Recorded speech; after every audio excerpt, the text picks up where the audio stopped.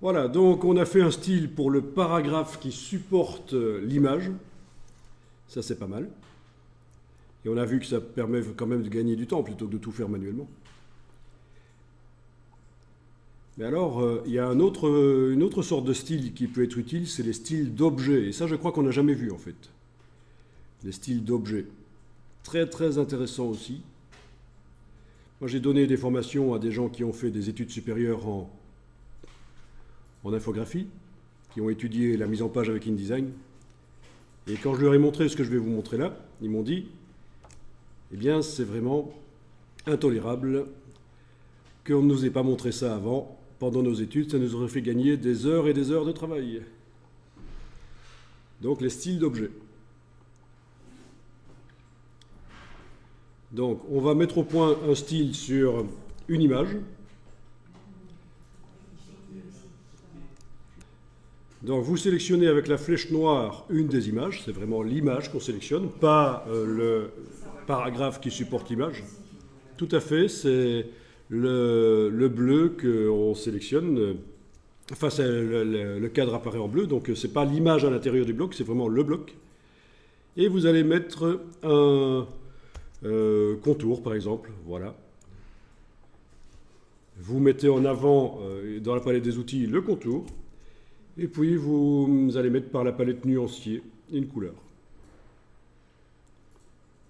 Donc, une couleur existante, ou une couleur que vous faites, peu importe.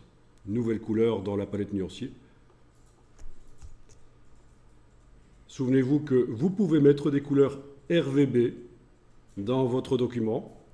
Comme ça, si vous voulez des couleurs bien vives, elles seront bien vives quand on verra le document sur un écran.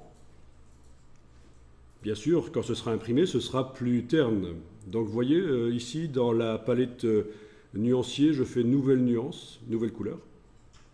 Je passe en RVB à la place de CMJN. On peut très bien mettre dans le même document InDesign plein de couleurs CMJN, mais aussi plein de couleurs RVB dans le même document, plein d'images CMJN et plein d'images RVB dans le même document. Tout ça est possible. InDesign peut contenir les deux en même temps, du RVB et du CMJN.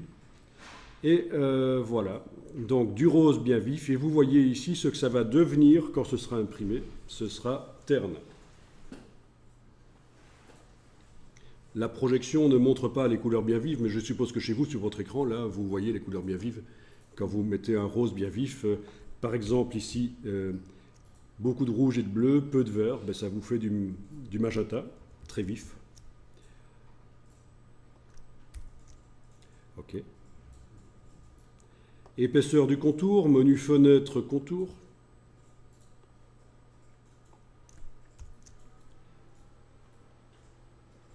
OK.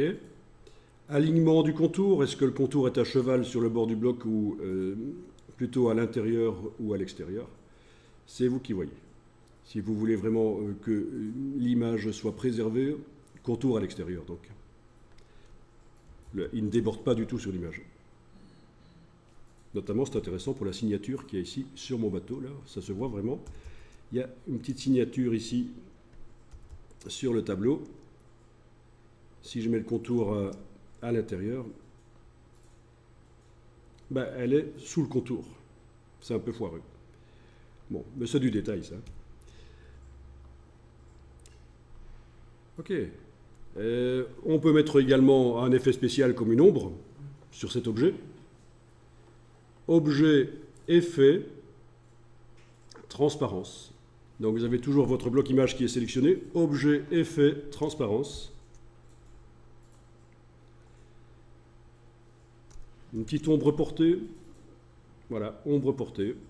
Alors, il faut savoir que ça peut vite devenir très lourd, visuellement. Vraiment, on peut réserver ça pour des documents sympas pour des enfants. Mais attention, c'est de très mauvais goût. Si on veut faire quelque chose de classieux, il vaut mieux éviter les ombres portées. Pour des documents pour adultes, des documents sérieux. De toute façon, une des premières choses à faire avant de créer un document, c'est d'aller voir ce qui se fait d'habitude dans le milieu. Et vous faites quelque chose qui ressemble à ce qui se fait, mais en mieux, évidemment. OK. Ah oui, et là j'ai oublié de vous dire, mais l'ombre en général, on met à 40% à peu près. Là je l'ai même mise à 26, tiens. Parce que les 75% d'ombre qui sont proposés au départ, c'est beaucoup trop sombre en fait. Il faut quand même faire quelque chose de léger. Enfin voilà, vous avez mis au point l'aspect d'un objet, contour et ombre. Pas de questions? Vous n'avez pas l'impression que le contour est quand même moins vif que ce que vous aviez choisi comme couleur, non? Si je compare d'ailleurs mon nuancier avec le contour que je vois dans le document, bah, la couleur est moins vive, non? Peut-être pas sur la projection. Vous vous occupez pas de la projection, le projecteur est pourri, mais chez vous, vous voyez qu'on a perdu. Hein, c'est en fait, vous voyez la couleur du contour tel qu'il sera quand on l'imprimera. Parce que vous êtes en train de visualiser le document avec une simulation de l'impression offset. Eh bien, on va changer ça. On va aller dans le menu Édition, Espace de fusion des transparences. Et à la place de Espace CMJN du document, vous allez choisir Espace RVB. Et donc, vous allez visualiser le document tel qu'il sera vu sur un écran avec des couleurs RVB. Menu Édition, Espace de fusion des transparences, Espace RVB. OK? Et vous avez la couleur bien vive là.